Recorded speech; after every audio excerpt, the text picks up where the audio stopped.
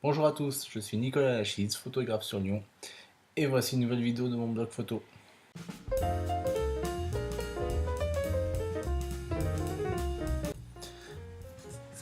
Donc aujourd'hui, première vidéo de tuto dédiée totalement à Lightroom. Donc Lightroom qui fera l'objet de plusieurs vidéos puisque c'est un des logiciels les plus utilisés par les photographes.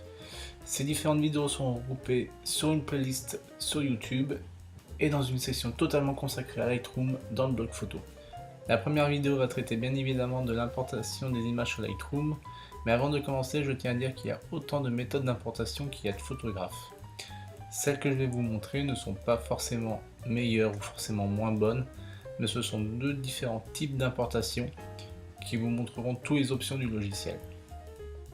L'objectif de cette vidéo est de vous faire découvrir le module d'importation, ses secrets pour que vous puissiez vous-même par la suite créer votre mode d'importation et ou l'améliorer si vous êtes déjà utilisateur de Lightroom.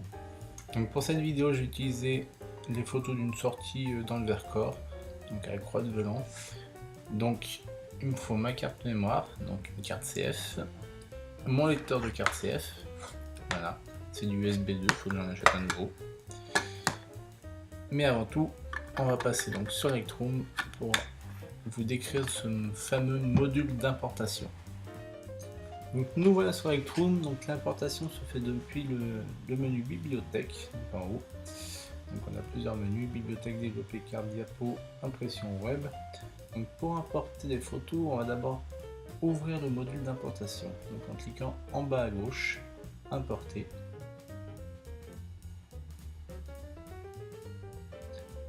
Donc Lightroom va détecter tout seul ma carte CF. A savoir que si vous lancez Lightroom et vous mettez après votre carte CF, le module d'importation va se lancer automatiquement tout seul. Donc on va un peu décrire ce module d'importation. Il est composé de trois parties. Donc la partie de gauche, c'est la source, donc c'est ma carte, les disques durs, ainsi de suite. La partie centrale sert à visualiser et sélectionner les photos que l'on veut copier, que l'on veut importer. Et la partie de droite, c'est la destination de vos fichiers. Donc à gauche, il n'y a pas grand chose, on choisit juste la source tout simplement. Au centre, on va pouvoir sélectionner nos photos. Donc là, je vais toutes les prendre. Non, pas la dernière. Donc je clique là. Je peux aussi tout désélectionner ou tout sélectionner. Je ne prends pas la dernière, elle est noire. Et à droite par contre, il y a plusieurs sous-parties. Donc une première sous-partie qui s'appelle gestion des fichiers. On va pas le voir dans cette vidéo. Ça traite essentiellement des aperçus. Donc je vous recommande de rester en aperçu standard. Hop. Par contre, de cliquer sur ne pas importer les éventuels doublons. Ça permet d'analyser votre bibliothèque, d'analyser la source et de voir s'il n'y a pas déjà les photos de la source, si elles ne sont pas déjà présentes dans la bibliothèque. Ça évite d'importer 2 fois les mêmes photos, voire 3 fois. Créer une seconde copie sûre, donc ça sert à créer une copie de sauvegarde tout en important en même temps. C'est assez utile.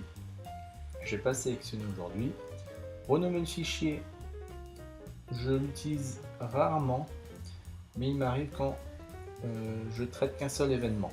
Là c'est le même événement, c'était ma balade au Vercors, donc j'ai cliqué renommer le fichier, j'ai mis non personnalisé et séquence, il y a plusieurs choix. Texte personnalisé, balade Vercors, numéro de séquence 1, extension descend l'état. Donc vous avez un exemple du futur nom de vos fichiers, donc ça sera balade Vercors-1, balade Vercors-1, balade Vercors, désolé pour le portable, -2, balade Vercors-3, et ainsi de suite. Appliquer pendant l'importation, je pense que c'est la sous-section la plus importante du module d'importation. Ça sert à utiliser des presets qu'on a d'abord créés, qui fera aussi l'objet d'une vidéo, et de les appliquer pendant l'importation. Donc paramètres de développement, si on clique dessus, il va y avoir les différents paramètres prédéfinis qui sont de base dans Lightroom.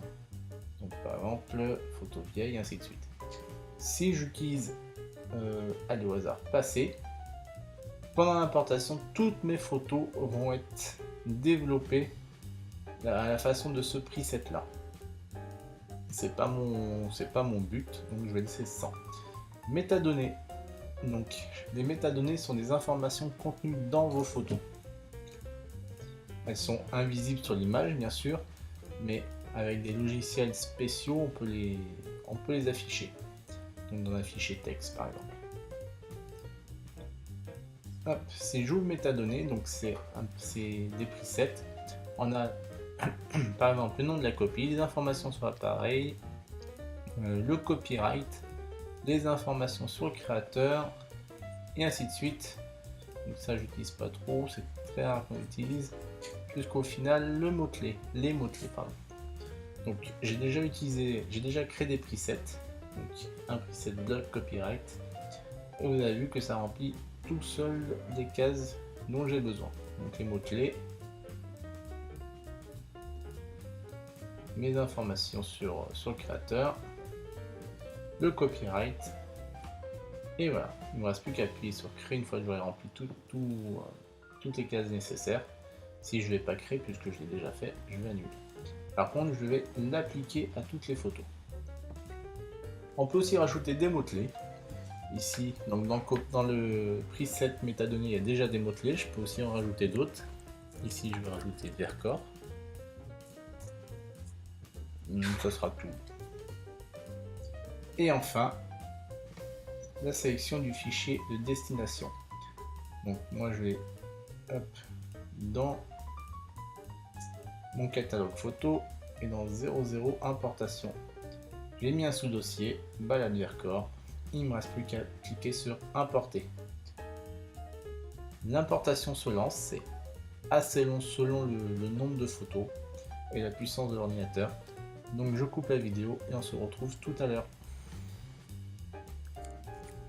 De retour donc à la fin de l'importation, donc on peut voir balade Vercors qui contient mes 125 photos. Elles sont toutes là, donc, sauf la photo noire que j'avais pas sélectionnée.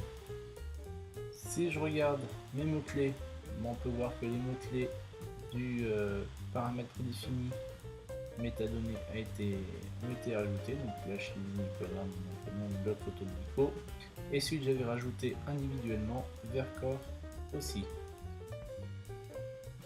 Si on regarde maintenant mes métadonnées, on peut voir aussi que là aussi ça a été rajouté, donc copyright, mon prénom, protégé, créateur, et ainsi de suite.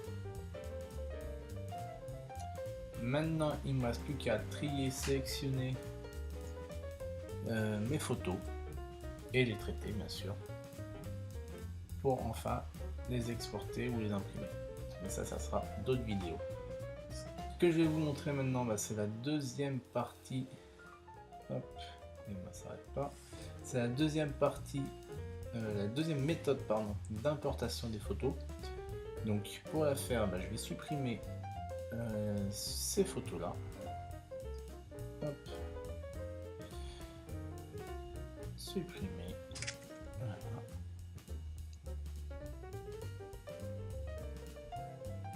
Et on va recommencer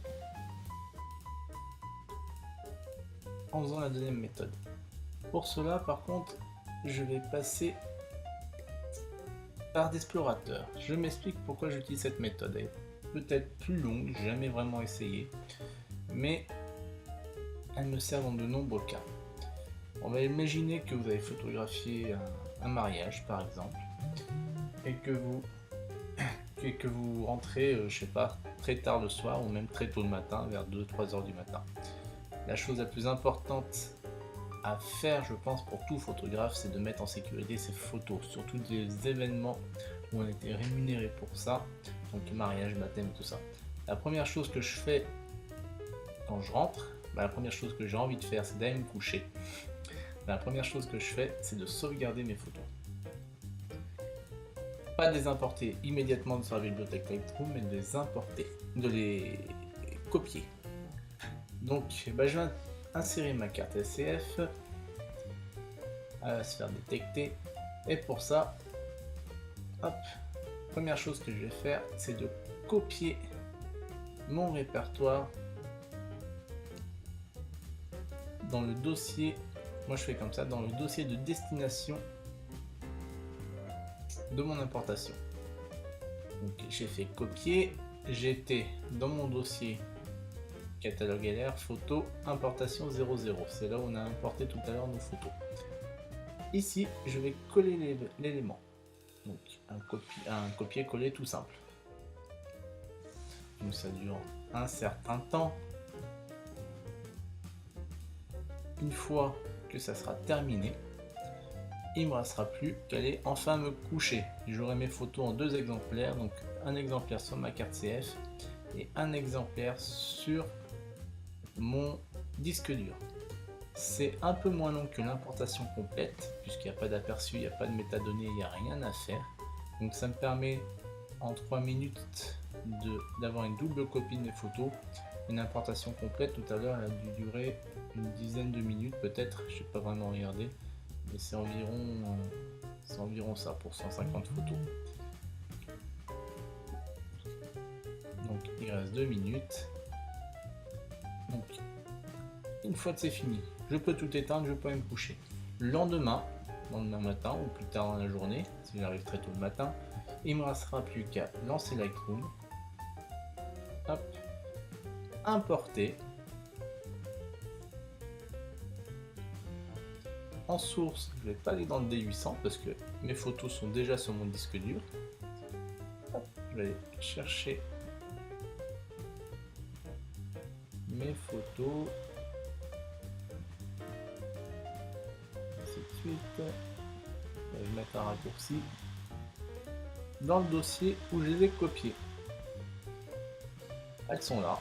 On va attendre que l'importation se termine. Hop, je laisse terminer l'importation et je reviens tout de suite après. Bien de retour, donc la copie de ma carte CF vers mon disque dur est terminée. Donc, comme je disais, à partir de ce niveau là je peux aller me coucher si c'est tard le soir ou très tôt le matin, et je ferai la suite plus tard. Hop. Donc plus tard dans la journée je reviens sur mon catalogue Lightroom, sur mon logiciel Lightroom.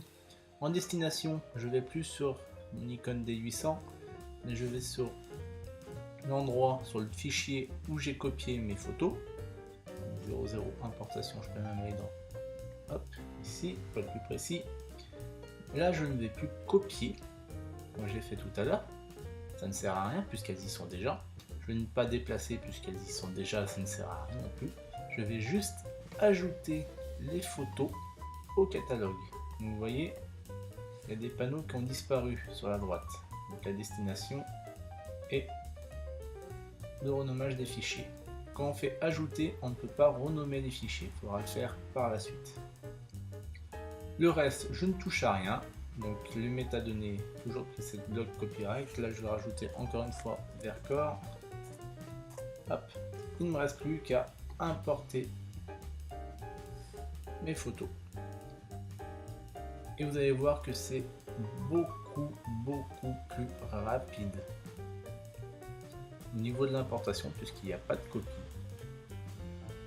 Il ne restera plus qu'à que Lightroom gère la création des aperçus. Donc mes fichiers sont déjà là. Je vais tous les sélectionner, hop, et faire F2 pour pouvoir les renommer. Balade Vercors avec un numéro de séquence. Ça les renomme. Ici je vais renommer mon dossier balade Vercors. Il y a le ventilateur qui souffle, j'espère que vous n'entendez pas trop. Voilà l'importation terminée, donc 2 méthodes pour un résultat similaire. Donc une première méthode qui va privilégier l'automatisation d'un maximum de tâches pendant l'importation. Donc renommage des fichiers, du dossier, mots-clés, métadonnées. Et une deuxième méthode qui va privilégier plutôt la mise en sécurité rapide de vos photos, donc de faire une sauvegarde rapide de vos fichiers, pouvoir remettre l'importation catalogue plus tard dans la journée, mais par contre devoir renommer les fichiers individuellement, devoir renommer les fichiers et devoir renommer le dossier séparément de l'importation. Voilà, vous savez tout de l'importation, c'était le premier d'une longue série sur Lightroom. J'espère que ça vous a plu. Donc n'oubliez pas de vous abonner à la chaîne, de vous abonner au blog, de commenter et surtout de faire des photos. À bientôt.